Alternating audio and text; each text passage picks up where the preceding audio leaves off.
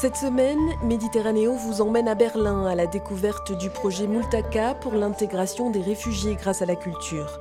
Cap ensuite sur la capitale slovène, Ljubljana, qui doit beaucoup à l'architecte José Plečnik. En Grèce, nous accosterons sur l'île de Salamine, très touchée par la pollution, pour terminer notre périple au cœur du parc marin de la Côte Bleue, au large de Marseille.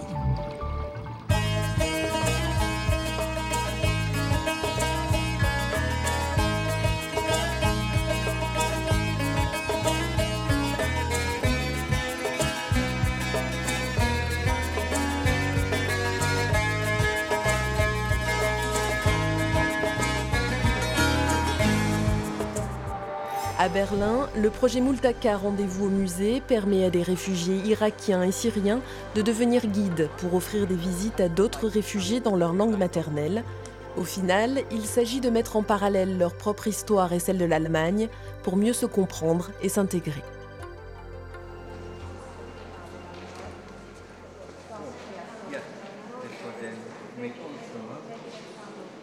Des briques émaillées, un bleu profond. La porte d'Ishtar était l'un des accès de la ville de Babylone en Mésopotamie au VIe siècle avant notre ère. Elle est aujourd'hui l'un des joyaux du musée de Pergame. Ces visiteurs et leurs guides viennent de la même région que la porte. Ils sont tous syriens, réfugiés en Allemagne.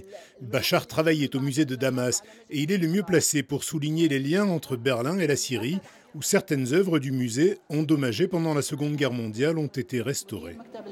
Nous avions reçu cette pièce d'Allemagne. Elle est de retour ici. Elle a été restaurée. Les fragments ont été rassemblés et sont revenus à la vie. J'ai appelé cela le retour du phénix, l'oiseau qui renaît de ses cendres. L'Allemagne à terre en 1945 est aujourd'hui florissante, un espoir pour ce visiteur. On a toujours un espoir de rentrer en Syrie et de reconstruire le pays et que la vie revienne en Syrie. Le 17 septembre 2015, le jour de son arrivée à Berlin, Bachar l'a consacré à la visite des musées. Je pense que c'est un sentiment très agréable quand votre pays vous manque et que vous n'avez pas la possibilité d'y retourner, que quelque chose au moins puisse vous rappeler de beaux souvenirs avec votre famille. Quand je vois un objet de Syrie ou d'Irak, pour les Irakiens, c'est comme si je voyais ma patrie. Je dirais que le musée est devenu notre nouvelle patrie, en Allemagne. Un étage plus haut, Narin Ali, syrienne elle aussi, fait visiter le musée des arts islamiques. Ce jeune homme est originaire d'Alep. Il semble fasciné par ces lambris du XVIIe siècle venant de la maison d'un riche marchand de sa ville natale. Je ne savais pas que nous avions ce genre de choses chez nous à Alep. C'est très triste ce qui arrive. Notre pays était si riche avec ses cultures, ses vestiges et son patrimoine qu'on n'a pas pu protéger. Bien entendu, j'aime Alep, son mausolée et les marchés qui l'entourent. Tout ça me rappelle le patrimoine de cette région historique. Le projet Multaka vise à permettre aux réfugiés de prendre conscience de l'importance des apports de leur culture et de jeter des ponts entre Allemagne et Moyen-Orient. Je parle d'objets qui viennent de ma région, de mon histoire, et ça me donne l'occasion d'expliquer ces choses depuis mon point de vue, celui de quelqu'un de l'intérieur. Et ça peut changer la perception qu'ont les gens du Moyen-Orient, du mode de vie au Moyen-Orient. Je peux leur parler de l'art, de l'architecture, mais aussi de concepts philosophiques et de choses vraiment complexes qu'ils ne connaissaient pas. Et ça me donne du bonheur et aussi de la confiance en moi.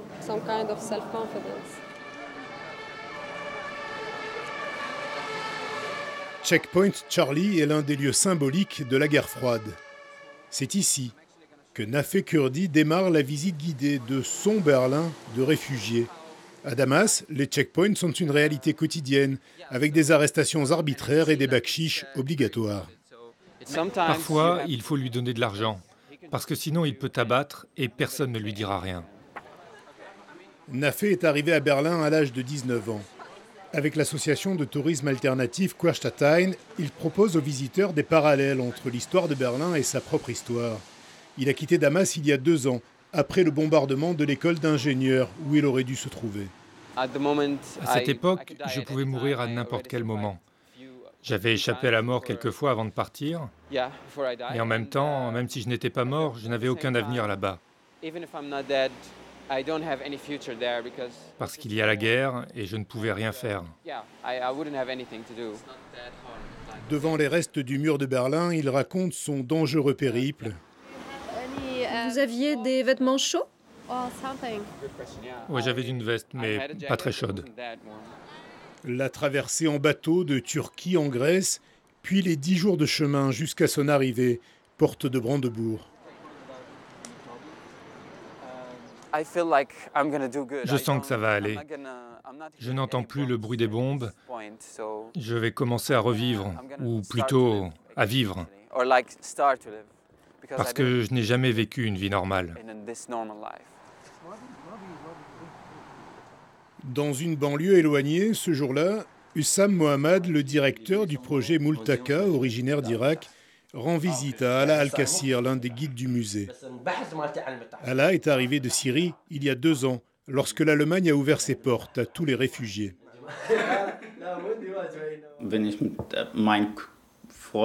J'en ai discuté avec mes amis.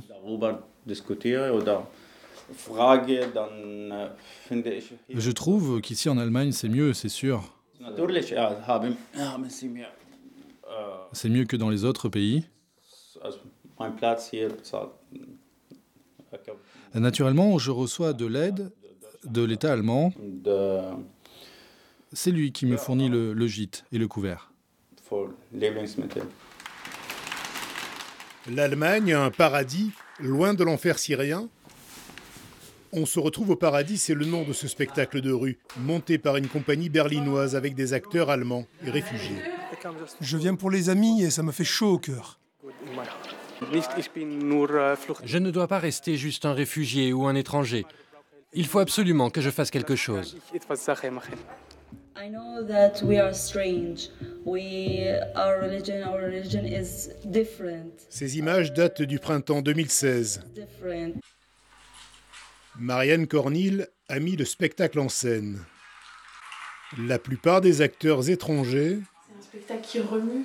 Sont aujourd'hui bien intégrés dans la société allemande. C'est des superbes rencontres de personnes qui sont dans une situation très, très, très fragile, très vulnérable et très ouverte, qui ont envie de... Enfin, les personnes qu'on a rencontrées qui ont une envie très forte. Et ça, c'est quelque chose qui nous a beaucoup nourris. Dans le centre de Berlin, la visite de Nafé se termine devant un cybercafé. Ici, c'est l'endroit où j'ai rencontré beaucoup de gens et où, en fait, j'ai commencé à connaître le vrai Berlin. Et tout mon chemin jusqu'ici, le fait que je sois devant vous, le fait que j'ai repris mes études, tout a commencé avec cette publication. Une publication sur Facebook. Nafé et un ami, en attente de l'asile politique, proposent d'offrir leur temps libre pour des petits travaux, des cours de maths ou juste partager un verre. C'est vrai que dans la vie quotidienne, on les rencontre pas... Enfin, on les voit, on voit un changement de tête partout dans la ville, mais on n'entre pas vraiment en contact. C'est plutôt rare. Pour Nafé, les parallèles dramatiques qu'il souligne dans sa visite entre la guerre en Syrie et l'histoire allemande jouent un grand rôle dans la façon dont les réfugiés sont reçus. Je pense en effet que c'est la raison pour laquelle l'Allemagne est le pays le plus accueillant du monde.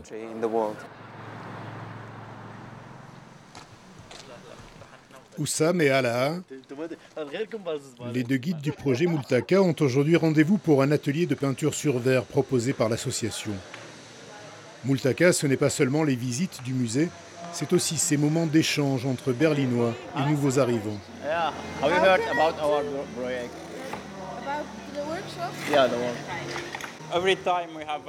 Chaque fois, nous avons de nouveaux projets, nous rencontrons de nouveaux amis et nous communiquons avec des Allemands et des personnes du monde entier. Berlin est une ville multiculturelle où l'intégration est certainement plus facile qu'ailleurs. Mais les activités proposées par Multaka servent souvent d'accélérateur. Quand j'arrive en Allemagne, je ne peux pas aller voir quelqu'un et lui dire « Salut, je veux vous parler ». Ce serait sympa, mais ce n'est pas comme ça que ça marche. Et donc l'idée, c'est de faire rencontrer des gens et commencer à parler. Dans nos visites de musée, on a parfois 1 ou 2 Berlinois de souche qui commencent à discuter avec le groupe. Et ils ne sont pas là juste à dire « Oh, je suis un réfugié ». Ce qui est très intéressant, c'est qu'ils ont un réel intérêt pour l'art ou le design. Donc l'idée, ce n'est pas de faire des activités qui sont vraiment ouvertes, c'est plus de rencontrer des gens avec lesquels on aura des relations de plus longue durée. Entre 2015 et 2016, l'Allemagne a accueilli 1,5 million de réfugiés. Aujourd'hui, le ciel s'assombrit. L'extrême droite a fait une percée et Angela Merkel s'est engagée à plafonner à 200 000 le nombre de demandeurs d'asile admis chaque année.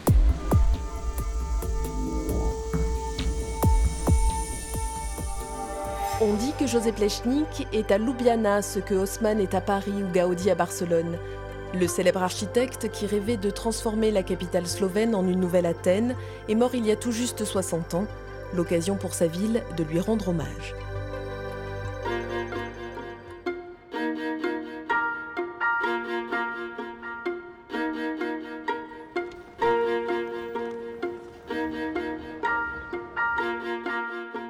En ce samedi matin, alors que Ljubljana s'éveille paresseusement, ces passionnés d'architecture se sont donné rendez-vous dans cet ancien monastère. Sous la supervision de Mateusz, un photographe professionnel, ils ont 2 heures pour tenter de sublimer les lieux, un exercice pas si évident. Quand vous essayez de prendre des photos, et ce sera le cas ce matin, vous êtes toujours confronté à des limites. Il faut essayer de s'en servir pour arriver à faire une bonne photo. Tous sont à la recherche du meilleur point de vue. Sous toutes les coutures, cet édifice est soigneusement mitraillé. Un monastère médiéval réhabilité par José Plečnik, le plus connu des architectes slovènes. S'il y a bien quelque chose dans lequel Plečnik excellait, ce sont les détails. Regardez ces colonnes, ces amphores. Il était très bon dans ça.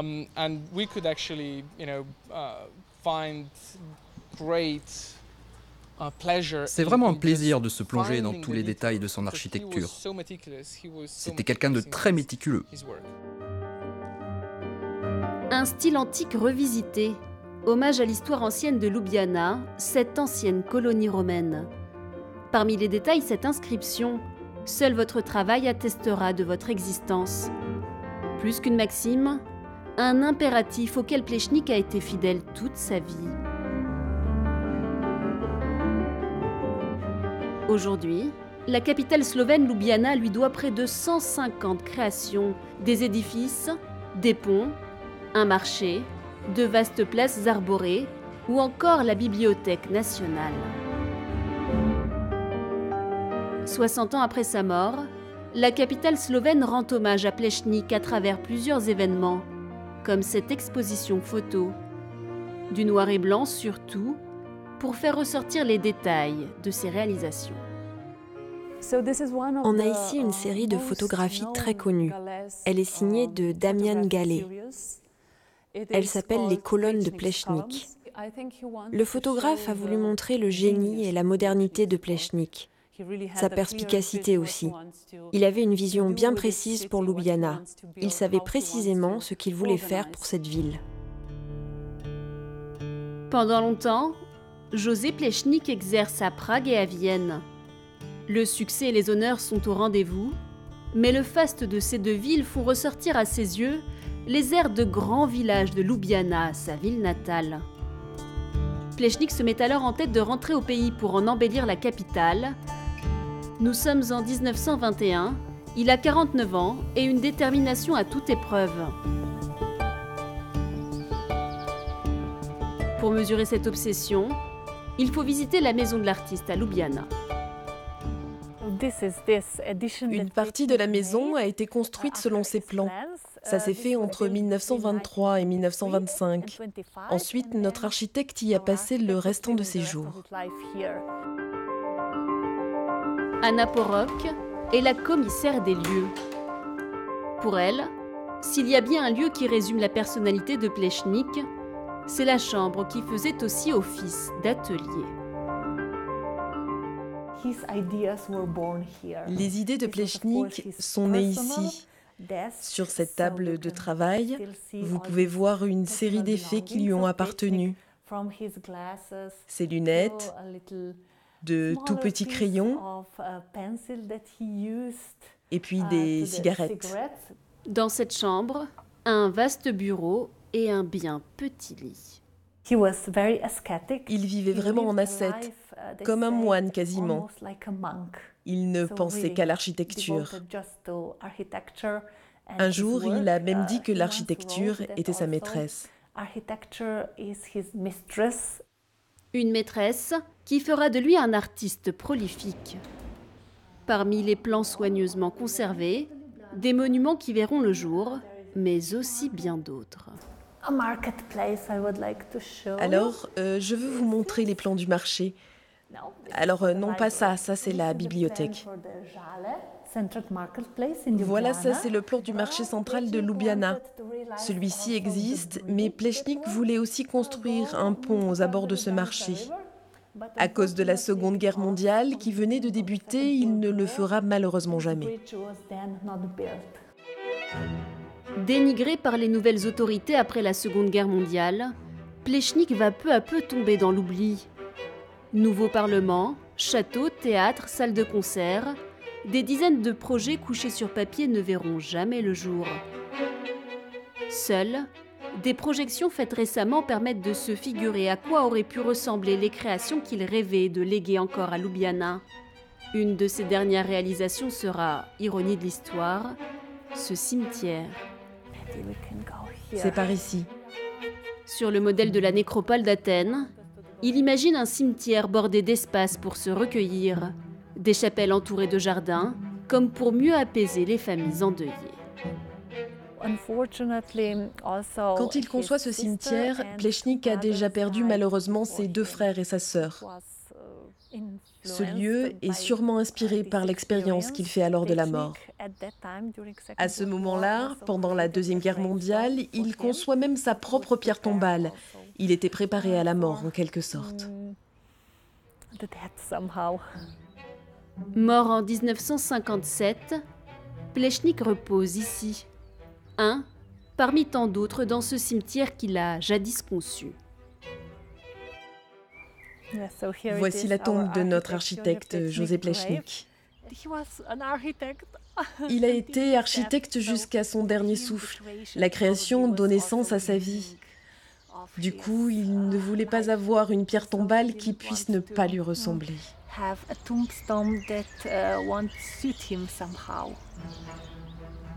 José Plečnik est à Ljubljana ce que Haussmann est à Paris, ce que Gaudi est à Barcelone. 60 ans après sa mort, son héritage a encore une longue vie devant lui.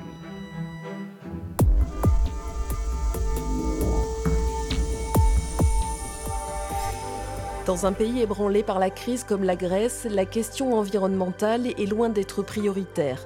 Sur l'île de Salamine, très touchée par la pollution, les associations de défense de l'environnement font ce qu'elles peuvent pour compenser l'absence des pouvoirs publics.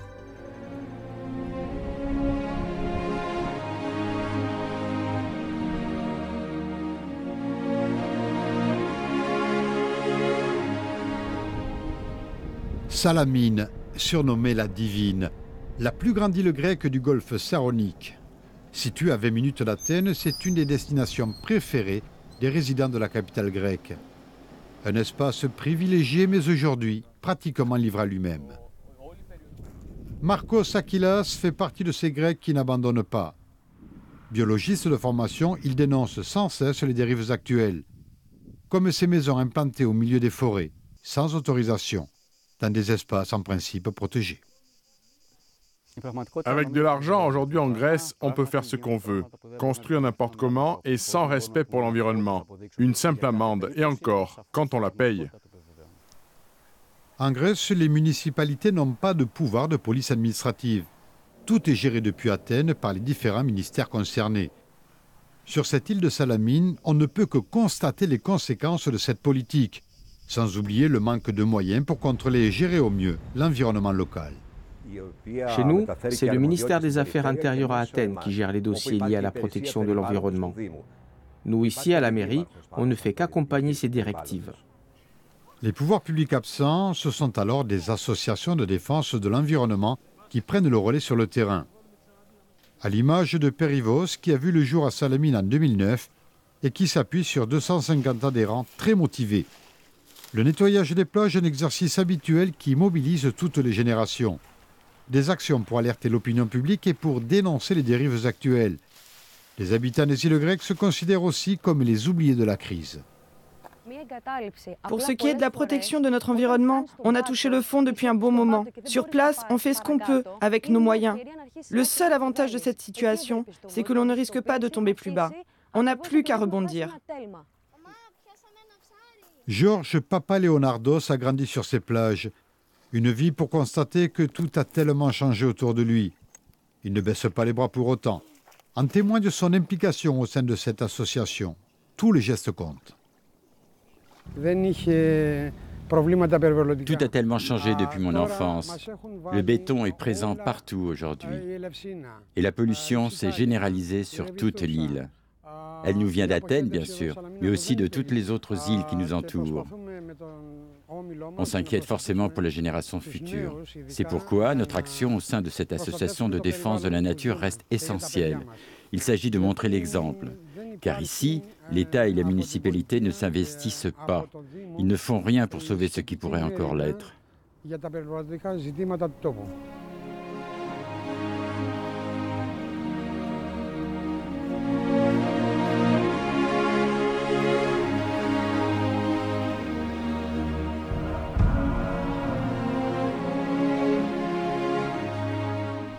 Cette île de Salamine a marqué à jamais l'histoire antique de la Grèce. Plus précisément autour de cette rive, une victoire décisive des navires grecs face aux Perses. Ce lieu sacré pour le peuple grec est aujourd'hui l'objet de toutes les convoitises.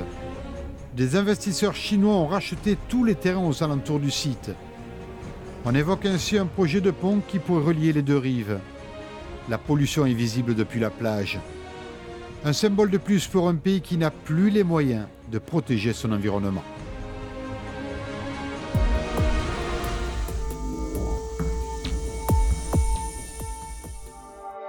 Cette semaine, notre séquence mémoire nous plonge dans les profondeurs du parc marin de la Côte Bleue au large de Marseille, une zone protégée depuis 1984 qui favorise la réinstallation de certaines espèces.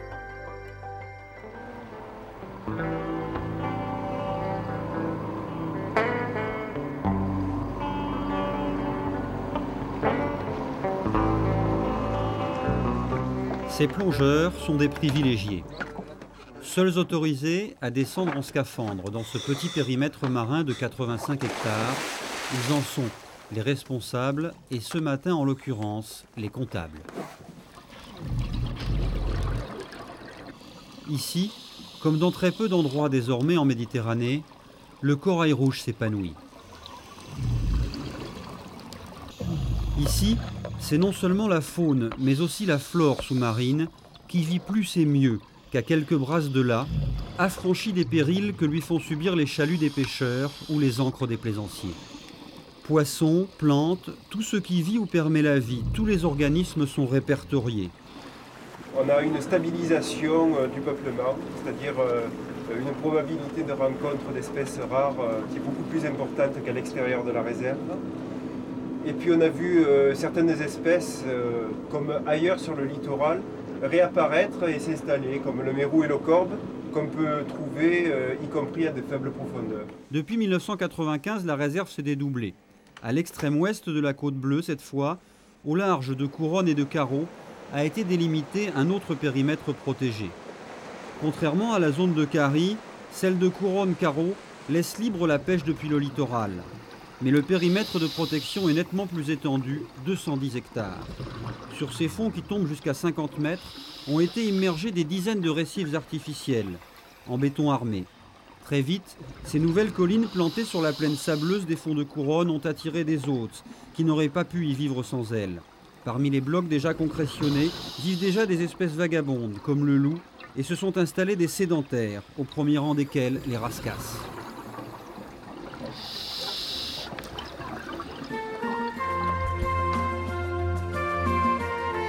C'est la fin de Méditerranéo.